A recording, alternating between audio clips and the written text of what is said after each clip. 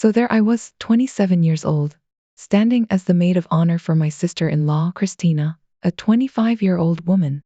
This role wasn't something I had ever envisioned for myself, especially given our history.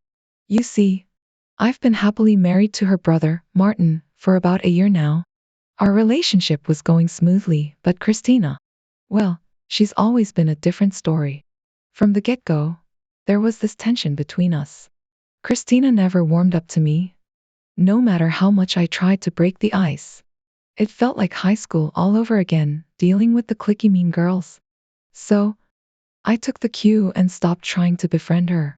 Martin, bless his heart, attempted to mediate, but even he couldn't bridge the gap. When Christina popped the question about being her maid of honor a few months back, I was taken aback. Me? Maid of honor for her?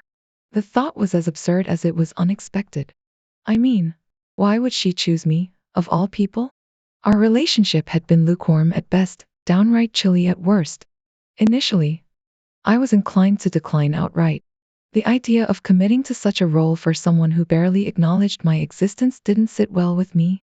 But Martin, ever the voice of reason, saw an opportunity for reconciliation. He believed Christina's gesture was an olive branch, a chance for us to mend fences. Reluctantly, I acquiesced. If Christina was extending a hand of friendship, then perhaps it was time for me to meet her halfway. So, against my better judgment, I accepted the role of maid of honor, unsure of what lay ahead but willing to give it a shot. After all, sometimes the unlikeliest of circumstances lead to unexpected unity. After much contemplation, I resolved to give it a try. Yet, my decision soon turned sour. In the initial weeks, Christina's demeanor thawed considerably, a welcome departure from her usual frostiness. We immersed ourselves in planning and indulged in brunch dates, reveling in a newfound camaraderie.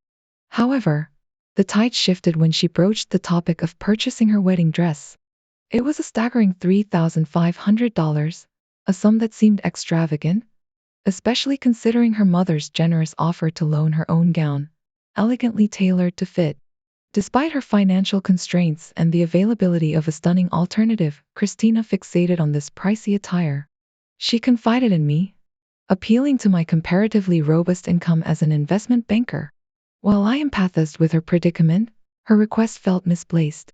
I suggested discussing it with Martin or her parents, yet she persisted, citing my financial standing and our relational dynamics. Reluctantly, I acquiesced, burdened by her persistence and my own inability to decline. Relieving her of the dress's cost, I insisted on repayment, though the transaction left a bitter aftertaste. In retrospect, the boundary between familial obligation and personal responsibility blurred, highlighting the complexities inherent in our relationship. As the designated affluent acquaintance, my role extended beyond familial norms, navigating a delicate balance of obligation and autonomy. The saga continued as I unearthed the conversation, meticulously recorded to safeguard my investment. Armed with evidence, I navigated the precarious terrain, playing the long game. Christina's elation upon receiving the dress was palpable, her gratitude masking deeper intentions. In the ensuing months, our rapport flourished, surpassing mere acquaintanceship. Basking in the glow of her appreciation, I relished the camaraderie, oblivious to the impending storm. The fateful day arrived, heralding the culmination of months of anticipation.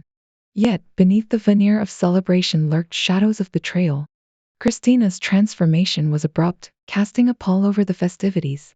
Her demeanor soured, reverting to its former disdain, now amplified by a vicious streak.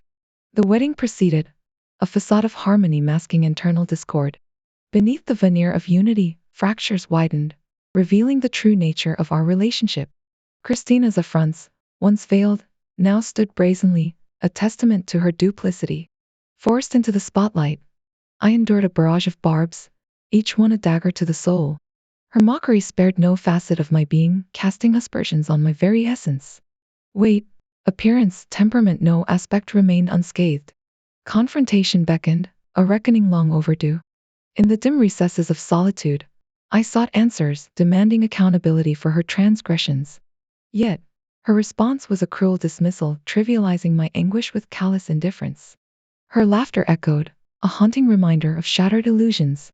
Beneath the facade of friendship lay the stark reality of betrayal. With resignation, I withdrew, severed ties with a bond irreparably broken, leaving behind the ashes of misplaced trust. In the wake of her callous betrayal, I found myself standing at the precipice of indignation. The facade shattered, revealing the depths of her duplicity. Shock coursed through my veins, igniting a tempest of fury, unchecked and unbridled. In a moment of recklessness, I seized the stage, a platform for righteous indignation. The room fell silent, held captive by the gravity of my words. With a voice trembling yet resolute, I unveiled the truth, each syllable a dagger aimed at her deceitful facade. I recounted the charade of camaraderie, a ploy orchestrated to procure address beyond her means. My words, a symphony of scorn, laid bare the depths of her deception, her calculated manipulation exposed to the world. As I basked in the catharsis of revelation, the clamor of dissent rose around me. Security, summoned to quell the uprising, stood poised at the periphery. Undeterred, I raised my voice, a beacon of defiance amidst the tumult. Fingers trembling, I brandished the damning evidence, each screenshot a testament to her treachery. The room recoiled, aghast at the unraveling spectacle before them. With a final flourish of contempt, I cast her into the depths of ignominy, a victim of her own perfidy. In the aftermath, amidst the echoes of her tears, I found solace in the justice served. For in the crucible of confrontation, truth emerged triumphant, casting aside the veil of deception. And as I departed, vindication coursed through my veins, a bittersweet reminder of the resilience of the human spirit. I strode forward, my resolve unyielding, until the comforting embrace of the bus shelter enveloped me. Only then did I dare to glance at my phone, a portal to the chaos that had unfolded in my absence. A deluge of messages awaited, each one a testament to the pandemonium left in my wake. My family, bewildered witnesses to the spectacle, sought solace in understanding, their words tinged with concern. Martin's messages, stark in their condemnation, pierced through the cacophony, a harbinger of impending reckoning. Yet amidst the storm of notifications, a tempest of emotions raged within me. Indignation mingled with regret, a turbulent symphony of conflicting sentiments. I sought refuge in the sanctuary of solitude, seeking solace in the embrace of familiarity. As evening descended, I indulged in the simple pleasures denied to me amidst the chaos. A cocktail, a burger, the comforting glow of the television, small comforts in the wake of upheaval. Each moment, a respite from the tumult raging beyond the confines of my sanctuary. Yet beneath the veneer of calm lay a maelstrom of uncertainty. Conflicting emotions gnawed at the edges of my conscience, their whispers a haunting reminder of the turmoil left in my wake. And so, as the night wore on, I grappled with the weight of my actions, a burden too heavy to bear alone. With each passing moment, the chasm between us widened, a silent testament to the fractures that marred our once unbreakable bond. In the shadow of uncertainty, I awaited Martin's return, a silent plea for absolution. Yet as the hours stretched on, his silence spoke volumes, a stony barrier erected between us. And so, as the night wore on, I braced myself for the reckoning that awaited, steeling my resolve for the inevitable confrontation that loomed on the horizon. I entered the room, determination etched upon my brow, yet Martin's stoic demeanor failed to deter me. Words, unbidden, spilled forth, an unfiltered torrent of pent-up frustration and righteous indignation. I recounted the morning's ordeal, each insult a dagger aimed at my pride, each slight a testament to her callous disregard. I implored Martin for understanding, for validation in the face of her relentless mockery. But his silence, a chasm of indifference, echoed through the room, a stark reminder of the chasm that divided us. With each passing moment, tension hung heavy in the air, a silent testament to the rift that threatened to tear us asunder. And so, with a voice trembling yet resolute, I laid bare my grievances, each word a plea for absolution. But Martin, unmoved by my impassioned pleas, met my gaze with steely resolve. In his eyes, I glimpsed the weight of his reproach, a burden too heavy to bear alone. He spoke, his words a sobering indictment of my actions, a mirror reflecting the ugliness of my own misdeeds. He admonished me for my recklessness, for the havoc I wreaked in the name of vengeance. He spoke of consequences, of the ripple effect of my actions upon his family's reputation. In his reproach, I saw the truth laid bare, a stark reminder of the depths of my folly. And as his words hung heavy in the air, I realized the gravity of my transgressions. For in my quest for retribution, I had become that which I abhorred, a purveyor of chaos in a sea of tranquility. And as Martin's words washed over me, I knew that redemption lay not in defiance, but in contrition. The aftermath lingered, a tempest of unresolved emotions swirling within me. Martin's expectation of an apology to Christina felt ludicrous, a demand steeped in misplaced allegiance. In my eyes, she bore the lion's share of culpability, the architect of her own undoing. Our disagreement escalated, a clash of wills fueled by righteous indignation. I stood firm in my conviction, unwilling to capitulate to Martin's unreasonable demands. Apologizing to Christina felt inconceivable, a concession to injustice I refused to make. Days passed, an uneasy silence settling between us like a shroud. The weight of Martin's reproach gnawed at my conscience, a specter of doubt casting shadows upon my resolve. Perhaps, in my fervor for retribution, I had lost sight of reason, succumbing to the allure of vindication. Yet, amidst the tumult, a nagging doubt lingered. Was I truly justified in my actions, or had I allowed anger to cloud my judgment? Martin's admonishment, though tinged with frustration, bore the weight of truth, a sobering reminder of my fallibility. And so, amidst the turmoil, introspection beckoned. I grappled with the complexity of my emotions, torn between righteousness and remorse.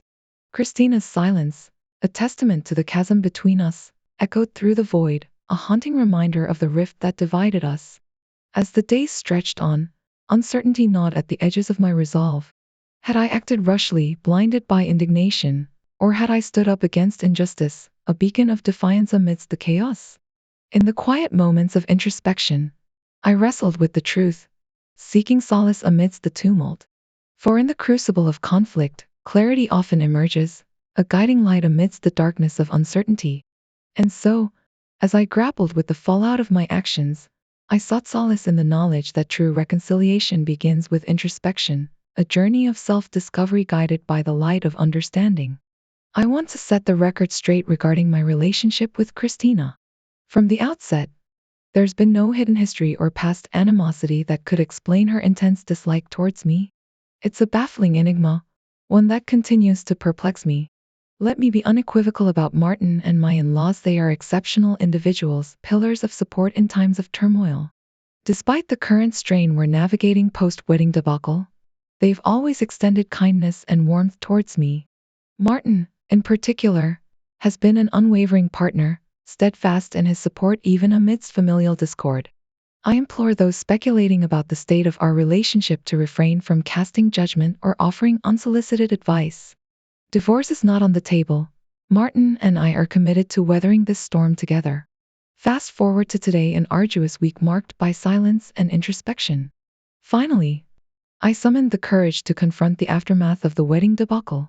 Over dinner, I offered Martin a heartfelt apology for my outburst, acknowledging the gravity of my actions and the toll they've taken on our family dynamics. I made it clear that while I'm willing to make amends with his parents, extending an olive branch to Christina remains beyond my purview. Her vindictive behavior and relentless hostility preclude any semblance of reconciliation in my eyes. Martin, weary and worn from the fallout, responded with a weary acceptance. His initial anger, tempered by the passage of time, gave way to a somber resignation. He assured me that an apology to Christina was unnecessary, a sentiment I wholeheartedly shared. As we navigate the complexities of post-wedding fallout, our bond remains steadfast, anchored by a shared commitment to weathering life's storms together. And while the road ahead may be fraught with challenges, our resolve remains unshaken, a beacon of hope amidst the darkness of uncertainty. It's been a tumultuous week, not just for me but for Martin as well. He confided in me, expressing the weight of familial discord bearing down on him. His parents, incensed by the events at the wedding, directed their fury towards me, exacerbating the strain on our already fragile relationships. Martin's frustration simmered, fueled by the unjust condemnation heaped upon me by relatives who felt entitled to pass judgment. Their disparaging remarks, delivered with callous disregard, only served to deepen the chasm between us. Amidst the chaos, Martin found himself caught in the crossfire, torn between loyalty to his family and the unwavering support he felt compelled to offer me. His anguish, palpable in every word, bespoke the toll this ordeal had exacted upon him. He relayed his parents' ire, urging caution in extending an apology amidst the tempest of emotions. His reluctance mirrored my own, a shared acknowledgement of the futility in appeasing those unwilling to listen. But amidst the turmoil, Martin's unwavering support shone through, a beacon of solidarity amidst the storm. He refused to let their baseless accusations dictate our course of action, recognizing the injustice inherent in their demands. In Martin's eyes, I found solace, a reminder that our worth is not contingent upon the opinions of others. He refused to let their toxicity poison our relationship, standing firm in his belief that our dignity remained intact, regardless of their scorn.